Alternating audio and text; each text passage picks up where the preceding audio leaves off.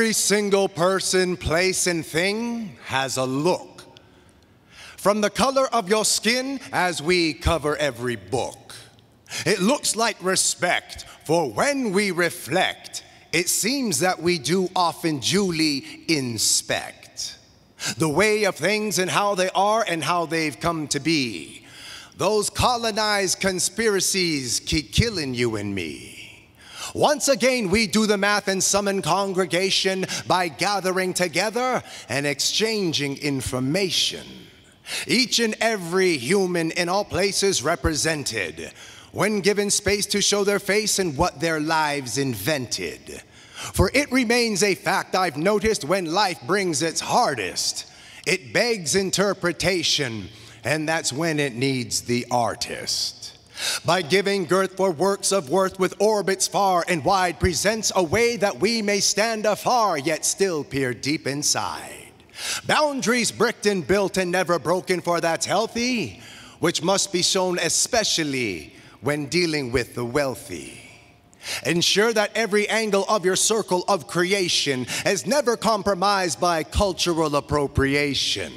We truly must hold true and fast to what our roots have sprung, or find ourselves on every social ladder lowest rung. A tally more than total parts, evolve amalgamated. Refrain from falsifying starts, don't keep us separated. Identifying all be damned, we're striving for our unity. This palette poured of pigment, we're the global of community. Influence and inference intending to inject.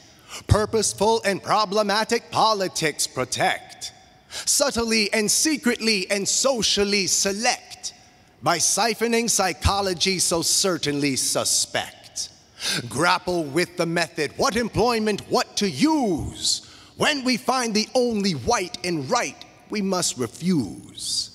It's looking like a place where we may conquer any task. It's looking like a place where we may finally wear no mask. It doesn't look broke.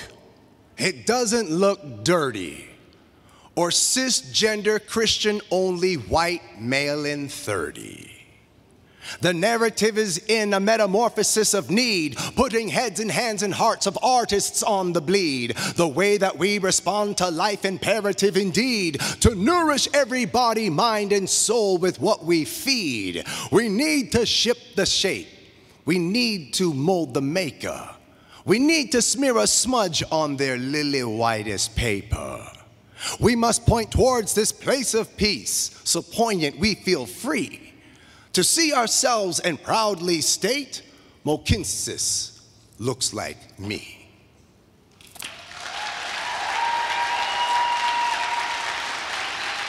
Thank you.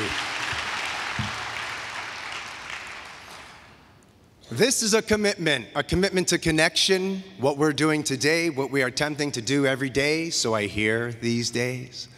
We're looking to let language lead. I like to lead with a language of love if I can. I would like to state that being a poet and spoken word artist is the way that I actually relate to the world around me. I'm a far better poet than I am a conversationalist. I love to wrestle with the words and then get them possibly as perfect as possible to share with all of you. This particular poem, you've heard me yakking for a while, but I do believe it's apt. It's apt for many occasions because I believe it's an anthem of achievement. The allegory is my school story and how hard it was for me. And you'll see the triumphs from the tribulations and the trials, yea, Wakefield. That's not the takeaway. Any commitment in your life, any endeavor that you commit to, when you hear and see and feel that you can't, especially when it's external, and close to far, family, friends, enemies, frenemies, pretendabes, strangers.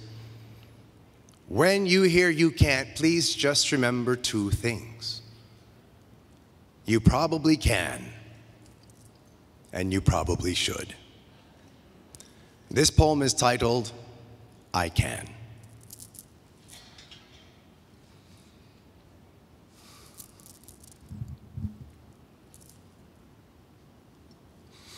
After 2 decades of delivery on the MIC, unbelievably, people still asking me, what can you do with poetry?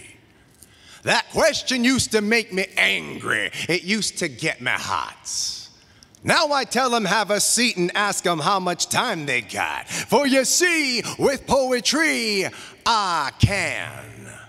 Julie danced down those same halls of learning where I once had the yearning to be a well-accomplished human with a 4.0. But my GPA was sadly way far below. I never got the knack of the educational flow. They made me sit still, so I stood still. I can confidently, comfortably cruise into classrooms where I was once coerced to create a captured, cornered mental state so I could clearly create a way to hate my own mind. By my educators, they were eduhators. They formed a form to form my formative years, tainted with intolerance and a tidal wave of tears that sailed all of my dreams away from me. For they likened my self-image with one of stupidity. It was all that I heard and all that I could see. I can now be free, where I was once imprisoned by a mental prism. My errant splayed thoughts were like hot colored rocks, endless ammunition for the slings of possibility, but impossibly, all of my targets eluded me, for I was living in the kingdom of couldn't be me. I couldn't see the lock, so I didn't need the key. And when they finally let me go, they said, "You don't know poetry." I can versify being victimized into a valiant victory. Verify that when you vilify, you eventually gotta deal with me. The transformation was tremendous. I took the word stupid and I made it stupendous. I began to manhandle the land of language that languished in apathetic and anonymous anguish. I did decide to dissect and divide indefinitely, indubitably, what diction was doing to me. Stab a psyche with a simile. Sometimes slip left of center, see, so as to slip off into a soliloquy. Hail the English alphabet with an oral atrocity. I can wear the face of mental agility, dispel the myth of dental fragility, and proudly embrace my so-called disability. ADD, ADHD, OCD, PTSD. Now I've made an acronymphomaniac out of me, and never once before have I so ever loved ME. I can turn my inventive imagination into a physical infatuation. Not like sugar, not the hard refined, not like sweetener, not the artificial kind. I don't need heroin cause I'm a hero in my own mind. Spent some time with my mentality, and what I did find is I can learn.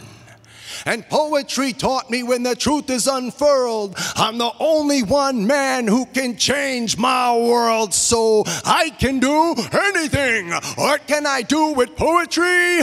I ask you, why don't you tell me?